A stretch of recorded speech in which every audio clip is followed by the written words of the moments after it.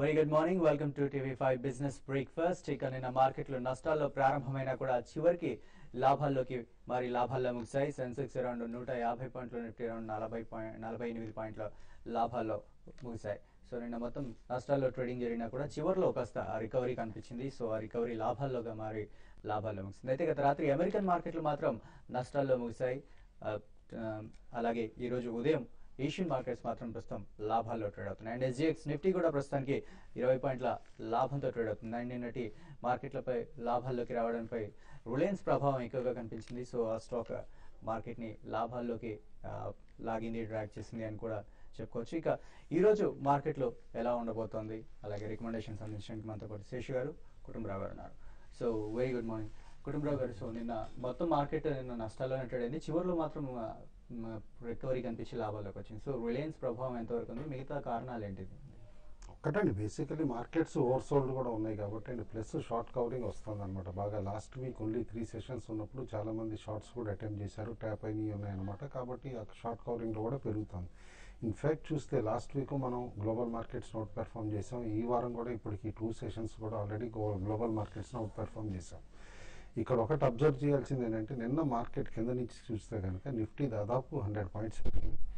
దాదాపు 4940 దగ్గర around bottom అయ్యి అక్కడి నుంచి 5050 వరకు కూడా క్లోజింగ్లో రావటం అనమాట. నేను అనుకోవటం మాత్రం మొమెంటం ఏదైతే కనుక ఫ్రంట్ లైన్ స్టాక్స్లో వచ్చిందో couple of stocks, that is positive for the market అనమాట. లైక్ రిలయన్స్ ఈ ర్యాలీని లీడ్ చేసిందని చెప్పేసి మనం అనుకోవచ్చు. క్లోజర్ టు 720 దగ్గర బాటమ్ అయ్యి ఇప్పుడు all the way up to 835 levels కూడా రావటం. కాబట్టి నేను అనుకోవటం మాత్రం మార్కెట్స్ కరెంట్ లెవెల్స్లో డెఫినెట్లీ కన్సాలిడేట్ అవుతాయి. బట్ స్టాక్ స్పెసిఫిక్ యాక్షన్ ఉంటుంది. లైక్ నిన్న నిఫ్టీ మూవ్మెంట్ కానీ సెన్సెక్స్ మూవ్మెంట్ చూస్తే కనుక వితౌట్ రిలయన్స్ దాదాపు మార్కెట్స్ నెగిటివ్లో క్లోజ్ అయినట్టేనమాట. కాబట్టి ఇదే స్టాక్ స్పెసిఫిక్ మూవ్మెంట్ కంటిన్యూ అవుతుంది. యూఎస్ మార్కెట్స్లో మాత్రం నిన్న లోవర్ లెవెల్స్ దగ్గర నుంచి బాగా రికవర్ అయినాయి. ఎండ్ ఆఫ్ ది డేక్ అనమాట. ఓన్లీ 100 పాయింట్స్ నెగిటివ్లోనే డౌ క్లోజ్ అయింది. ఆల్రెడీ ఫ్యూచర్స్ పాజిటివ్గా కూడా ట్రేడ్ అవుతున్నాయి. అది ఆల్రెడీ ఏషియన్ మార్కెట్స్లో రిఫ్లెక్ట్ అవుతుంది.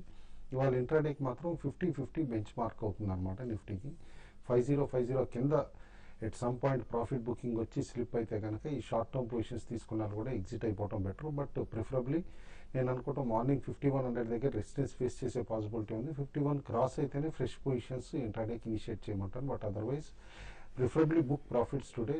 లాస్ట్ మండే ఎవరైతే తీసుకున్నారో లాస్ట్ వీక్ మండే పొజిషన్స్ కానీ వాళ్ళందరూ కూడా కాస్త పార్షియల్ ప్రాఫిట్ బుకింగ్ చేసుకోవడం అడ్వైజబుల్.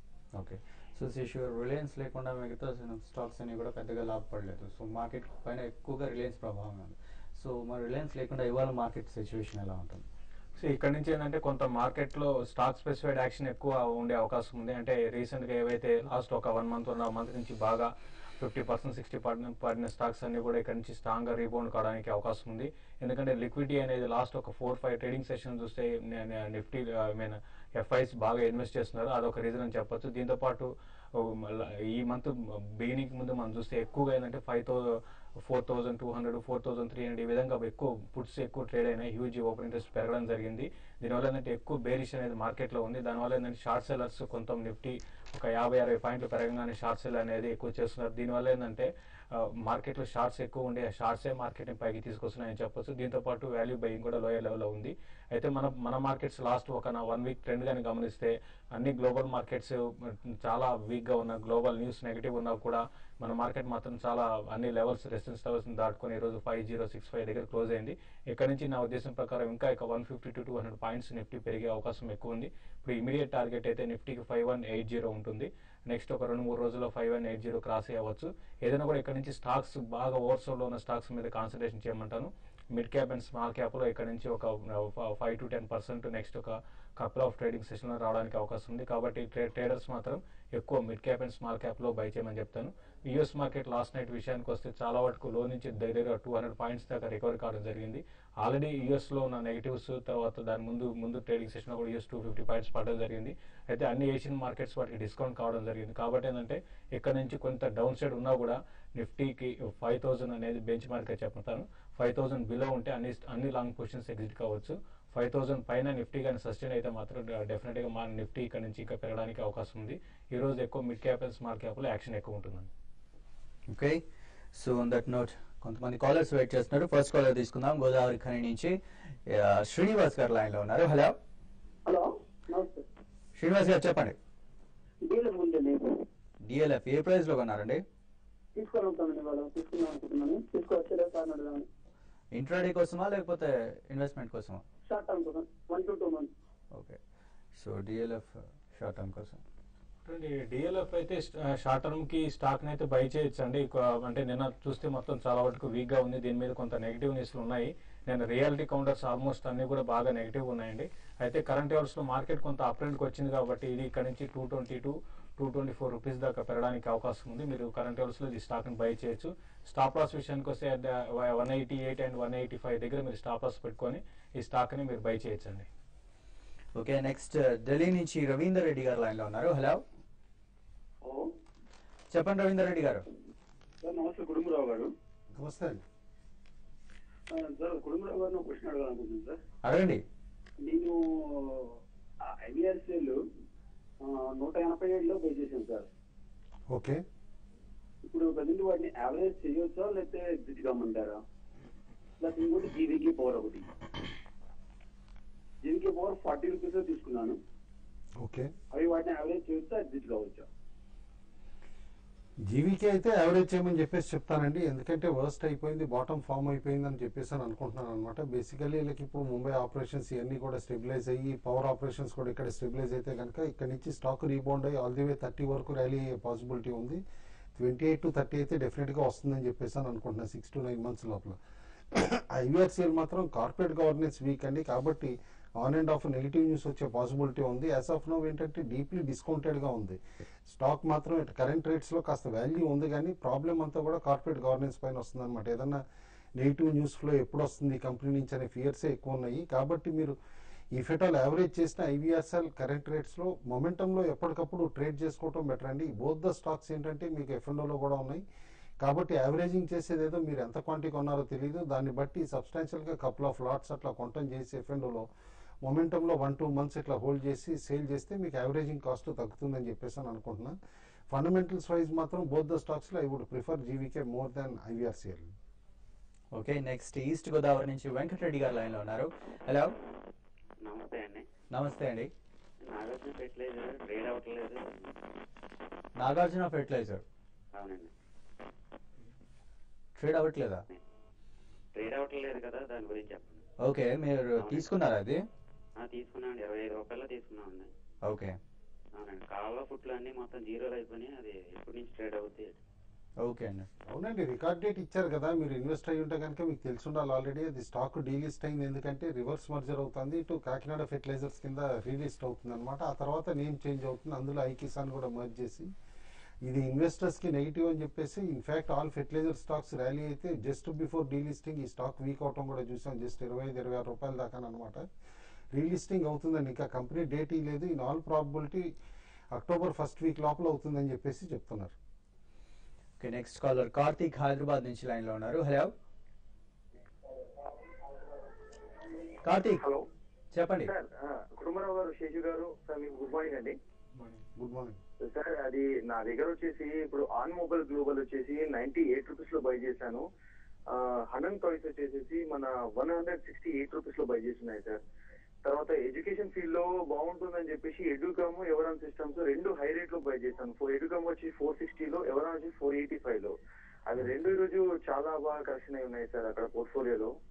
ప్లస్ 48-72 దగ్గర నిఫ్టీ ఒక షార్ట్ ఉంది సార్. ఇప్పుడు ఏం స్ట్రాటజీ యూజ్ చేయమంటారు కొంచెం చెప్పండి సార్.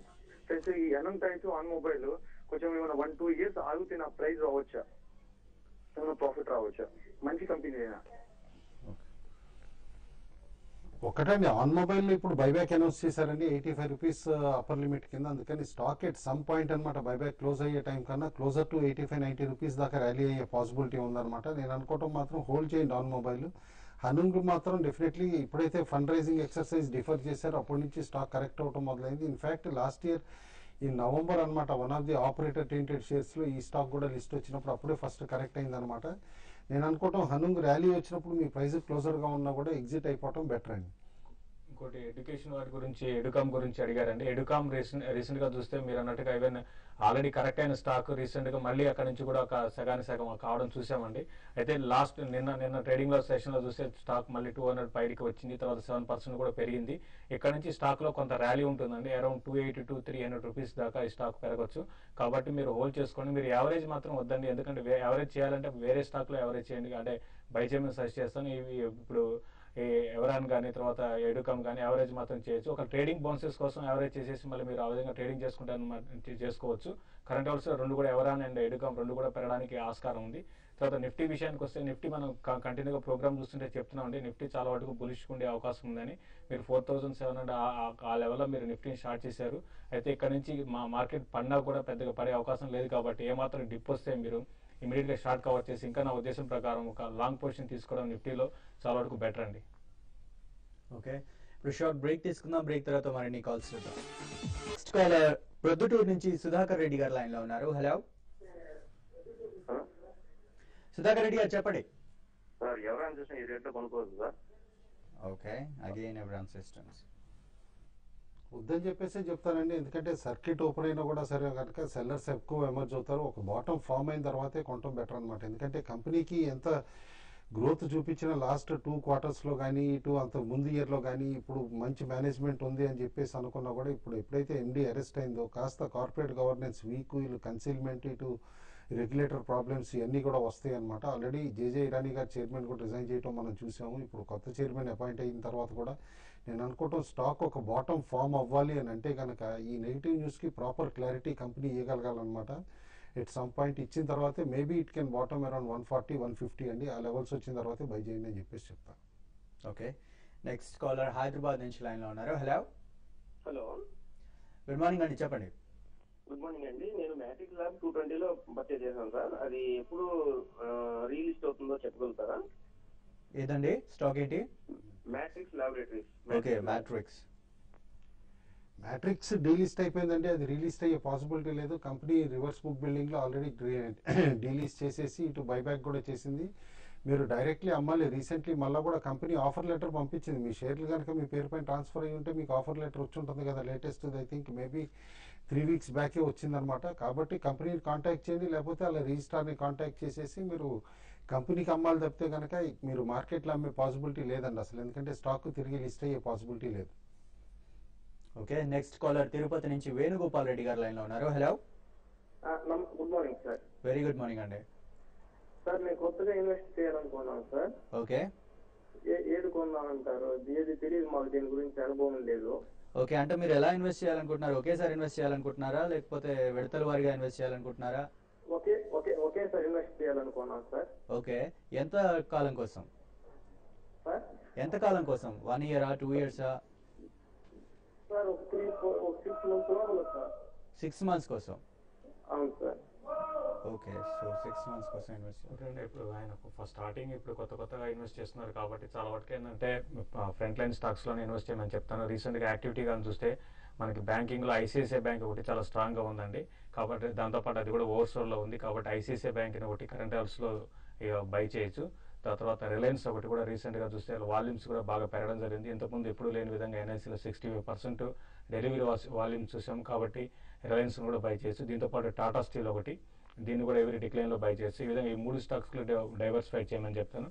ఒక 6 to 8 months లో ఈ స్టాక్స్ కూడా ఒక 10 to 15% రిటర్న్ అవడానికి అవకాశం ఉంది. Okay, so next Neeraj Kumar గారు లైన్ లో ఉన్నారు. హలో హలో, నీరజ్ కుమార్ గారు చెప్పండి. సార్ నేను ఫ్లెక్స్ ఫుడ్ 24 లో బై చేశాను. ఏదండి? ఫ్లెక్స్ ఫుడ్ 24 రూపీస్ లో బై చేశాను. ఓకే,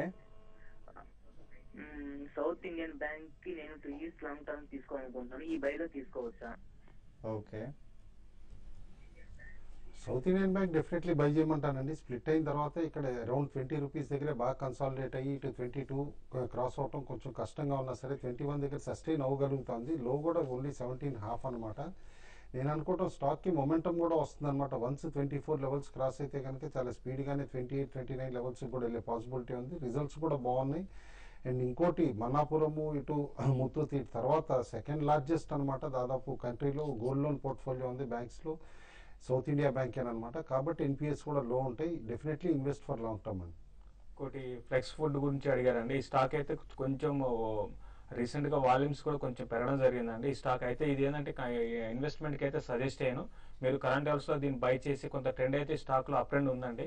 ఇప్పుడు కరెంట్ లెవెల్స్ లో బై చేసి అరౌండ్ 34-35 దగ్గర మీరు ఎగ్జిట్ ఆ టైప్ ఆఫ్ ట్రేడింగ్ కోసం అయితే బై చేయమని చెప్తాను. ఇన్ లాంగ్ టర్మ్ ఇన్వెస్ట్మెంట్ కోసం అయితే ఇటువంటి స్టాక్స్ కొంచెం దూరంగా ఉండడం మంచిదండి. ఓకే. సో కుటుంబరావు గారు, కమాడిటీస్ విషయానికి వస్తే గోల్డ్ మళ్ళీ న్యూ హైక్ వచ్చేసింది. సో గోల్డ్ విషయంలో ఎలా ఉండమంటారా? అలాగే ఇవాళ మీ రికమెండేషన్? వొలటిలిటీ ఎక్కువ ఉంటుందండి గోల్డ్లో. మనం చూసాం నిన్న కూడా $1920 పర్ ఔన్స్ దగ్గర న్యూ హై ఫామ్ చేసి అనమాట. మళ్ళీ తిరిగి ఇంట్రాడేలోనే $1860 పర్ ఔన్స్ దాకా కూడా పట్టడం చూసాం. అంటే దాదాపు 4-5% అనమాట హయ్యర్ లెవెల్స్ దగ్గర నుంచి. క్లోజింగ్లో కొంచెం పెరిగినా కూడా అరౌండ్ 1875 దగ్గర డాలర్స్ పర్ ఔన్స్ దగ్గర క్లోజ్ అయింది అనమాట. నేను అనుకోవటం డబుల్ టాప్ ఫామ్ అయిందా అనేది కన్ఫర్మేషన్ రావాలి అని అంటే కనుక ఇవాళ $1900 పర్ ఔన్స్ క్రాస్ అవ్వకపోతే కనుక ఒక డబుల్ టాప్ ఫామ్ అయింది. మేబీ ఆన్ డౌన్ సైడ్ తిరిగి 1700 టెస్ట్ చేస్తుందని చెప్పేసి అని అనుకోవచ్చు అనమాట. ఎక్స్ట్రీమ్ షార్ట్ టర్మ్ బయర్స్ అని మాత్రం అవాయిడ్ చేయమని అంటాను అనమాట. ఈ ఫెటాల్ షార్ట్ చేస్తే కూడా 28,000 అండ్ బిలో షార్ట్ చేసి stop loss should be closer to 28,500. ఎందుకంటే ఇప్పుడు ఈ హై వొలటిలిటీలో ఈ స్టాప్ లాస్ కూడా 1-2% పైనే ఉండాలన్నమాట. చిన్న స్టాప్ లాస్ అయితే వర్కౌట్ అవుతూ ఈజీగా ట్రిజర్ అయిపోయే పాసిబిలిటీ ఉంటుంది. ఇండివిజువల్ స్టాక్స్కి వస్తే కనుక ఇటు మన దగ్గర నిఫ్టీ 50, 70, 50, 80 లెవెల్స్ పైన ట్రేడ్ అవుతూ ఉంటేనే పొజిషన్స్ ఇనిషియేట్ చేయమని చెప్తాను. నిన్న కొంచెం రెసిలియంట్గా లూపింగ్ అనిపించింది. అబోవ్ 484 లూపిన్ బై చేయమని చెప్పేసి సజెస్ట్ చేస్తున్నాను. Stop loss should be below 480 or 480 దగ్గర అనమాట. టార్గెట్ 490 to 495 వచ్చే పాసిబిలిటీ ఉంది. సెకండ్ మొమెంటమ్ స్టాక్ అనమాట. వాల్యూమ్స్ బిల్డప్ అవుతున్నాయి. డెల్టా కార్ప్ రీసెంట్లీనే ఎఫ్ఎండోలోకి వచ్చింది అండ్ పొజిషన్స్ కూడా బాగా బిల్డప్ అవటం మనం చూస్తున్నాం. లాస్ట్ 2 డేస్లో కూడా స్ట్రాంగ్ మొమెంటం చూపించిన స్టాక్ 98 అండ్ అబోవ్ ట్రేడ్ అవుతూ ఉంటే కనుక టైట్ స్టాప్ లాస్ పెట్టుకోమంట. ఎందుకంటే కాస్త వొలటైల్ కౌంటర్ కాబట్టి ఇట్ కెన్ క్రాస్ టుడే 102, 104 లెవెల్స్కి వెళ్ళొచ్చు అని చెప్పేసి అనుకుంటున్నాను. ఓకే. శేష్ గారు? ఈ రోజు మార్కెట్ చాలా వరకు ఫ్లాట్ గా ఒక 10 to 15 పాయింట్స్ గ్యాప్ అప్ లో ఓపెన్ కావచ్చు. నిఫ్టీకి 5080 అనేది రెసిస్టెన్స్ ఉంటుంది. 5080 అండ్ 5050 దగ్గర సపోర్ట్ ఉంటుంది. ఎక్కువగా నిఫ్టీ ఏంటంటే 20 పాయింట్స్ రేంజ్ లో కొనసాగే అవకాశం ఉంది. అయితే స్మాల్ అండ్ మిడ్ క్యాప్ లో యాక్షన్ ఉంటుంది. పుంజులాయిడ్ ఒకటి నేను కొంత వాల్యూమ్స్ తో పెరగడం జరిగింది. పుంజులాయిడ్ బై చేయమని చెప్తాను. 62 పైన ఉంటే స్టాక్ ను బై చేయొచ్చు. 60-50 దగ్గర టార్గెట్ స్టాప్ లాస్ పెట్టుకోమని చెప్తాను. 64 to 65 రూపీస్ ఇంటర్డేలో రావడానికి అవకాశం ఉంది. అలాగే సుందరరాజు గారి రికమెండేషన్ చూసినట్లయితే హెచ్డిఎఫ్సి అని రికమెండ్ చేస్తున్నారు. Buy recommendation buy above 655 and stop loss వచ్చేసి 651, టార్గెట్ ప్రైస్ వచ్చేసి 663. అండ్ నెక్స్ట్ ఒక సన్ టీవీ సుందరరాజు గారి రికమెండేషన్, ఇది సెల్ రికమెండేషన్ ఇచ్చారు. Sell below 500 and stop loss వచ్చేసి 504 అండ్ టార్గెట్ ప్రైస్ వచ్చేసి 494. అండ్ అమర్నాథ్ శాస్త్రి గారి రికమెండేషన్ నిఫ్టీ రికమెండేషన్ ఇచ్చారు. Okay. Sun TV 300. Oh, sorry. Yeah, that's Sun TV. The recommendation 300 and stop loss 304, target 390. It's not 5 కాదండి, దానిలో కనిపించింది 300 అది. So next Amarnath Shastri గారి recommendation Nifty futures sell between 5130 and 5140. Stop loss వచ్చేసి 5155, target price వచ్చేసి 5050గా అమర్నాథ్ శాస్త్రి గారు recommend చేస్తున్నారు. ఇవి వాళ్ళ బిజినెస్ బ్రేక్ఫాస్ట్ విశేషాలు. Business breakfast